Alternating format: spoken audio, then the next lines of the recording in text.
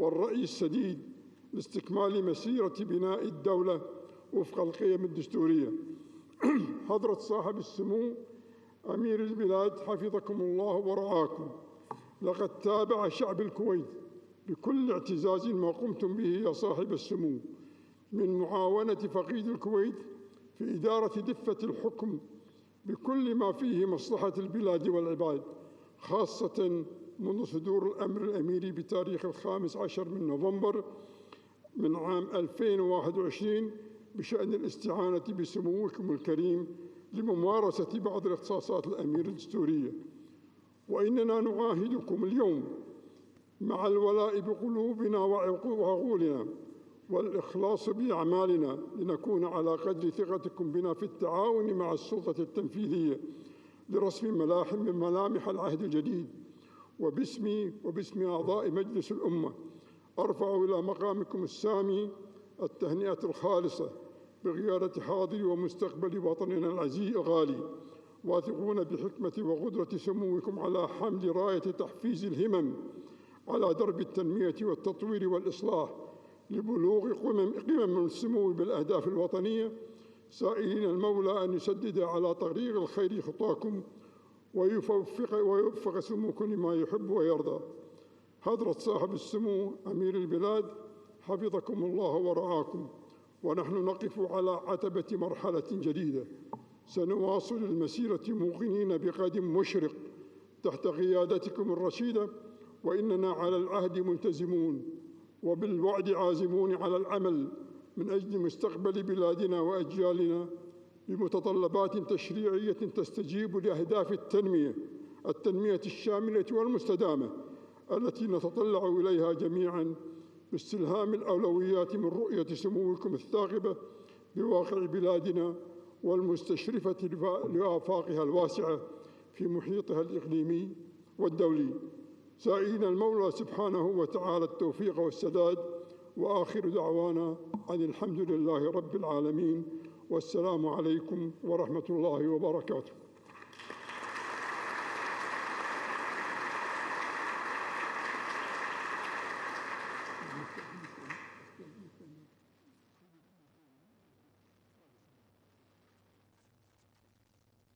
استأذن حضرة صاحب السمو أمير البلاد الشيخ مشعل أحمد الجابر الصباح حفظ الله ورعاه برفع الجلسة، وأرجو من الإخوة والأخوات أعضاء مجلس الأمة والسادة الضيوف الكرام البقاء في أماكنهم حتى مغادرة صاحب السمو مقر المجلس.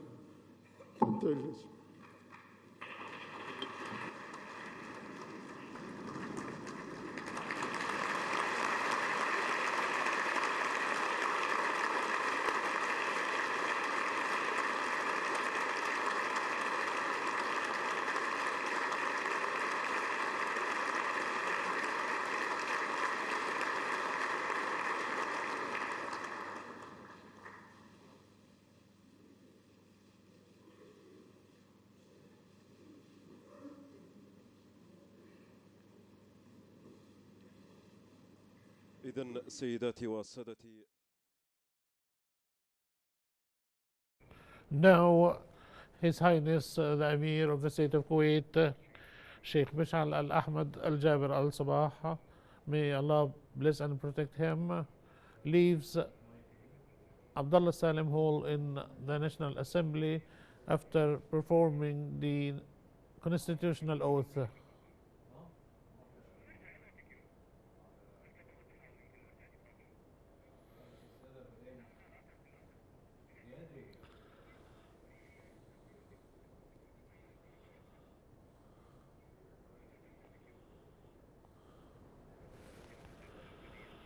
And the internal law of the National Assembly. And as you see, brothers and sisters, at this time, His Highness the Emir of the State of Kuwait, Sheikh Mishal Al Ahmed Al Jabir Al Sabah, may Allah bless and protect him, is leaving, accompanied by the Speaker of the National Assembly,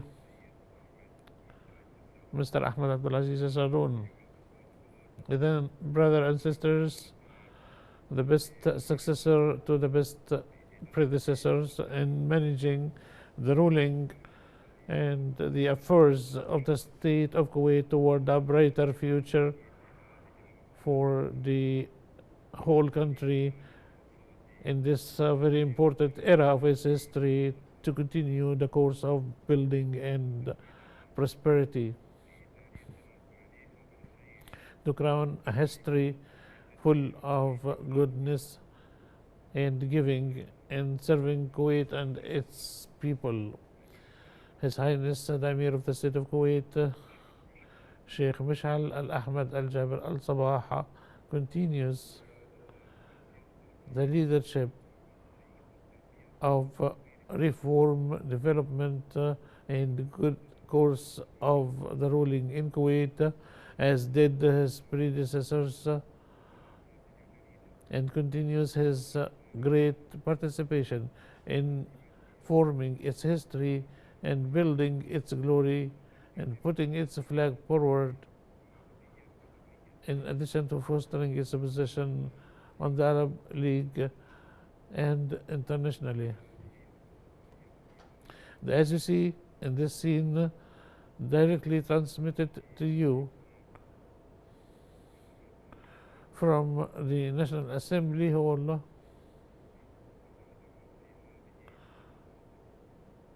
in the National Assembly building, where the Emir of the State of Kuwait, Sheikh Mishal Ahmed Al-Jabir Al-Sabah,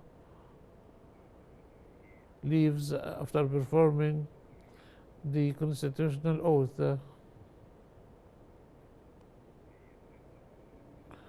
in a special session for the National Assembly,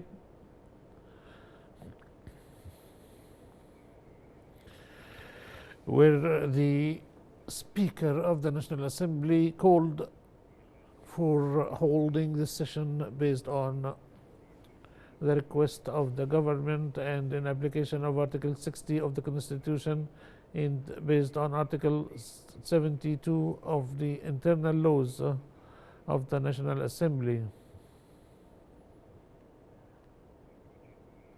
And as you see, brothers and sisters, ladies and gentlemen,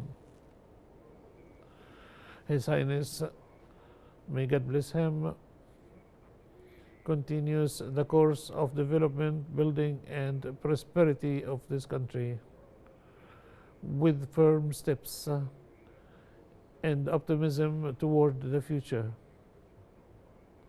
to achieve the aspirations of Kuwait and its people. His Highness, may God protect him, accompanied the course of this homeland through the previous rulers, which gained him a leading experience in managing the internal and external affairs of the country, which affirms that His Highness the Emir of the State of Kuwait, Sheikh Mishal Al-Ahmad Al-Jabir Al-Sabah, is the best successor of the best predecessor. As you see, brothers and sisters, His Highness the Emir of the State of Kuwait, Sheikh Mishal Al-Ahmad Al-Jabir Al-Sabah, may Allah protect him, is now leaving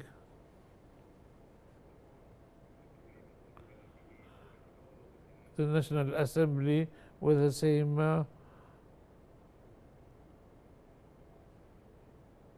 warm feelings he was received with.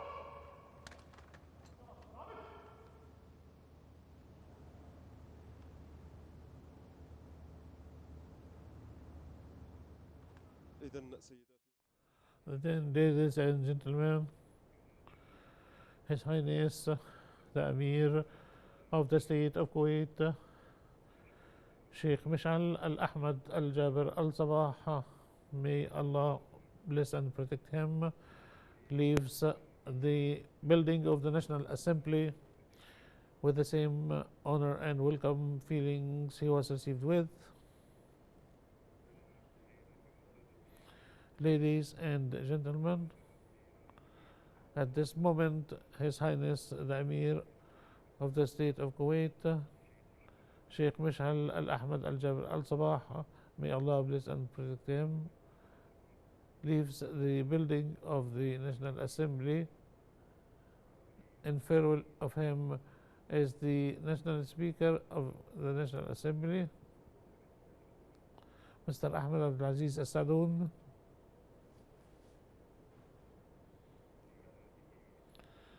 At these moments, His Highness the Emir Sheikh Mishal Al Ahmad Al Jabir Al Sabah, may Allah bless and protect him, leaves the National Assembly with the same warm feelings he was received. So, ladies and gentlemen, we have transmitted to you live on air the facts of the special session for the Emir of the State of Kuwait, Sheikh Mishal Ahmed Al Jabir Al Sabah, performance of the constitutional oath, and back to our friends in the news studio.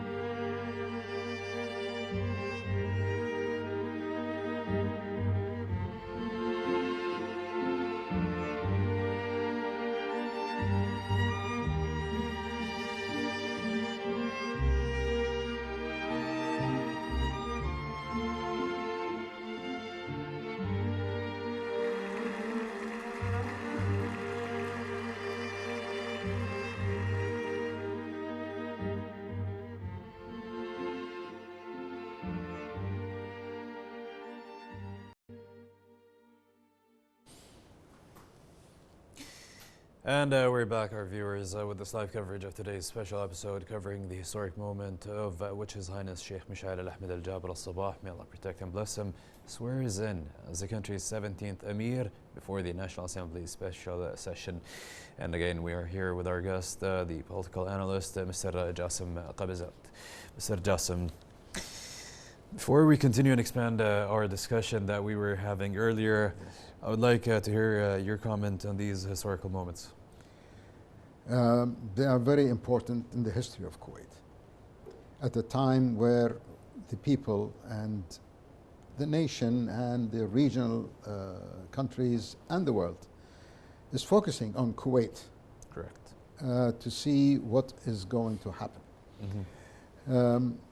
Kuwait has a special place locally and internationally, regionally and internationally. And in any way that we move, it is under criticism, and we have to be aware of this and respect world opinion, respect our region's area leadership opinion about how Kuwait is performing and doing its day-to-day business, especially that it is an outstanding country with a constitution that has been respected and abided with during the past 60 years from the day of its inception. His Highness the Emir was very clear and was very transparent. he did affirm the loss, the demise of our previous Emir, Sheikh Nawaf al-Ahmad, may he rest in peace, as a man who was very loving to his people, to his country, and a man that had great achievements even in the short time. Also, he expressed his thanks to the people who expressed their condolences and to the nations and their representatives. It is a very humanistic gesture from him at the outset of his ruling era to be close to his people, to be close to the world, and maintain that poise and respect. I believe it's a very important manifestation of how he truly felt about the past era, and he has, let's say, an agenda for the Kuwaiti people particularly, and for the regional area. So we look forward for a new leaf to be turned, a new era to be started, with the clarity and transparency which he mentioned in his short, very concise but very directed speech. Sir Jassim, was there something that caught your attention in the session? Yes, he did bring up the point that he did give his criticism before, when he was Crown Prince, which means that he is ready to continue what he started with.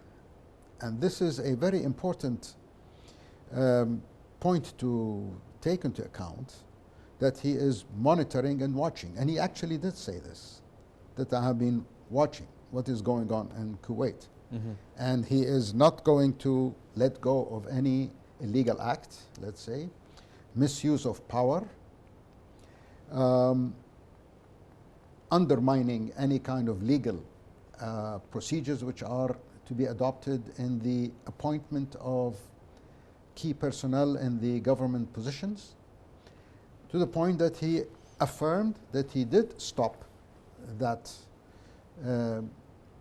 action which was taken, and he called it, in simple words, not done to according to the norms of appointment. In other words, there were some illegal, let's say, procedures taken. He also pointed out the pardon which was given by the previous Emir, may he rest in peace, that apparently he has reservations about it. So it remains to be seen. We want to go to the agenda, the regional agenda. Just briefly, if you could tell us from previous work, what are we expecting? First of all, there has to be a continuation of the same policy which Kuwait has always adopted in the regional area. You have security, you have economy, you have safety of passage of ships in the Gulf region. That means maritime security. We have food security. We have a sharing between the regional country the grid of electricity and water in case of any kind of, let's say, problems that may arise. So that grid, which means a country would help the other country, correct, in case there is a problem with electricity and water. Plus the expansion of the railroad system, which is a very primary project, which is still ongoing, and Kuwait has its share and participation in this. And that indicates that the region has to maintain its continuity of relationship with the international community. So they all work in unison as part of this project. Then you have the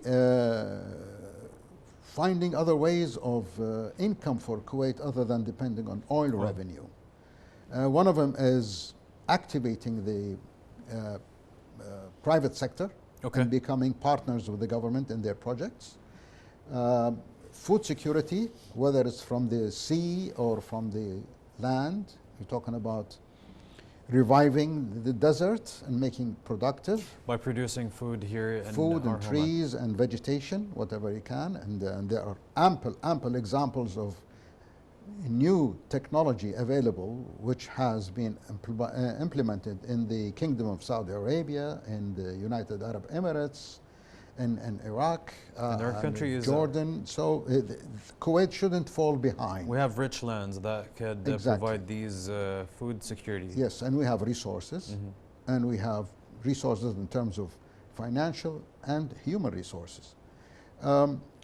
Also, you're talking about reverting to clean energy. In what sense? In sense that you produce fuel with harmless byproducts, such as sulfur or fumes, by processing new ways using a new factory.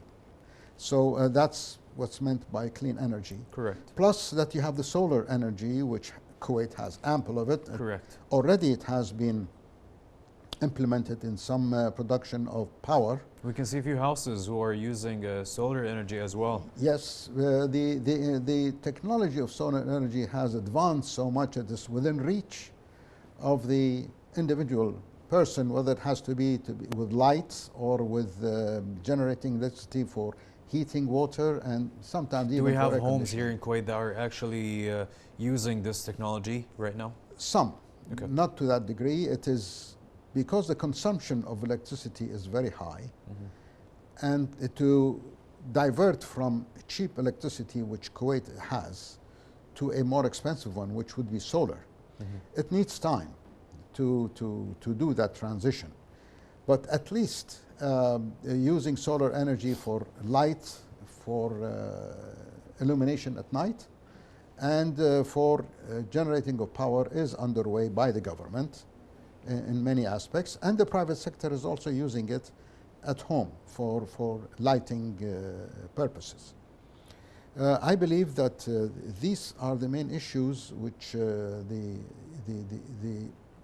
nation is expecting to happen. We have also reform in our legal system to be adopted. You know, there were some judges which were held accountable for being unfair and maybe unjust and doing illegal things. So implementing the laws and being stringent and being stern about punishment. Correct. Punishing those that go out of their those. law, you know, seriously. The message was The direct message and clear. was sent, and when he says seriously, that means he has noticed it has not been implemented so seriously.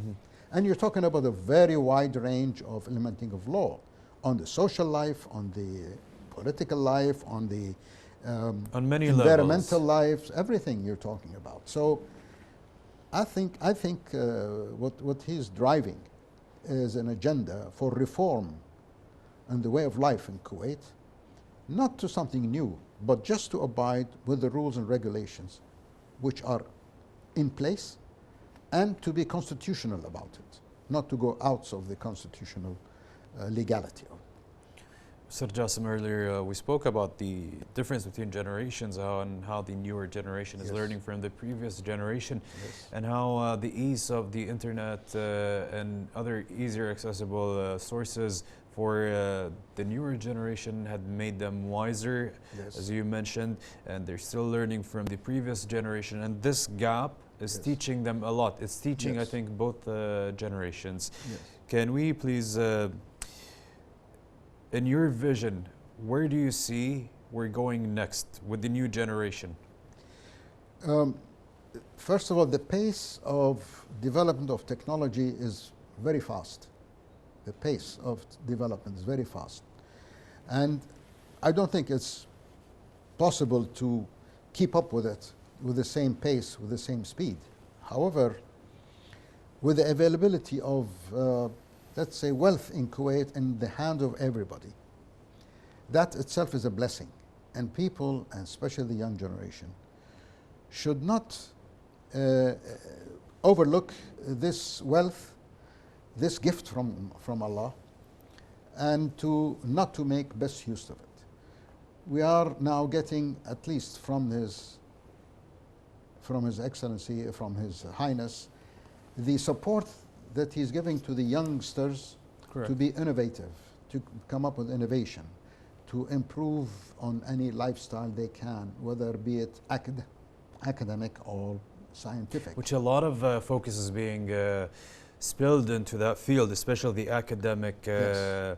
As we're learning from our leaders, they are focusing on education, where scholarships are being sent to students all over the world to learn from many different fields, especially here at Kuwait University. They are teaching, they are leading, they are a leading class university where they're teaching the next generation. Yes, you said the Ministry of Education used to send directly students out from Kuwait to international universities. It is now encouraging local universities in Kuwait to accept students on scholarships.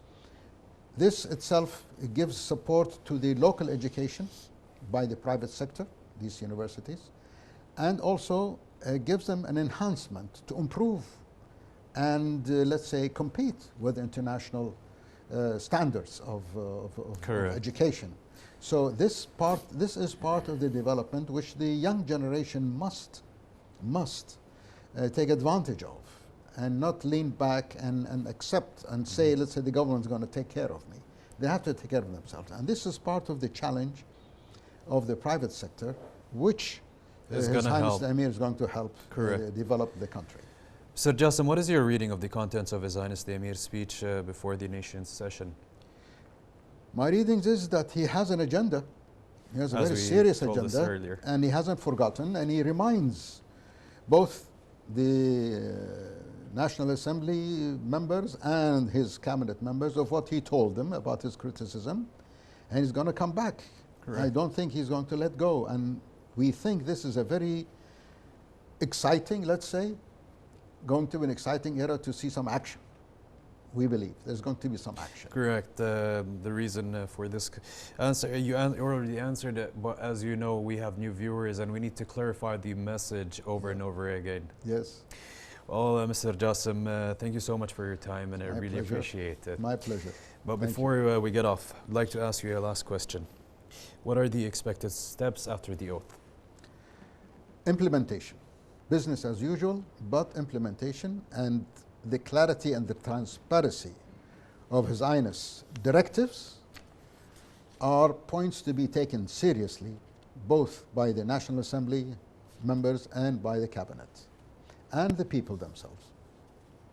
Sir Jassim, thank you so much for your time once again, and thank you for being here this morning in the studio in such a historical event, and it's always a pleasure having you here with us. It's my pleasure too, and thank you very much. Ladies and gentlemen, we conclude today's special live coverage as we navigated together the impactful journey of a leader who's committed to unity, progress, and stability for the state of Kuwait and its people. Our insightful guest, political analyst Mr. Jassim Qabazard, illuminated His Highness the Emir's multifaceted contributions, showcasing his pivotal role in Kuwait's governance, regional relations, and global stature as well. From his principled leadership to his dedication to Kuwait's youth and cultural heritage, each aspect uncovered his painted a vivid picture whose legacy is etched in history. We bid farewell to our guest, whose expertise has added depth to our understanding of His Highness the Emir's enduring impact and unwavering commitment to our dear homeland, wishing that this program serves as a testament to His Highness' remarkable legacy, inspiring unity, fostering progress, and nurturing the values he holds dearly. Thank you for joining us in covering the historic moment of which His Highness Sheikh Mish'al Al-Ahmed Al-Jabr Al-Sabah was sworn in as the country's new Emir, bringing a new era to the dear country.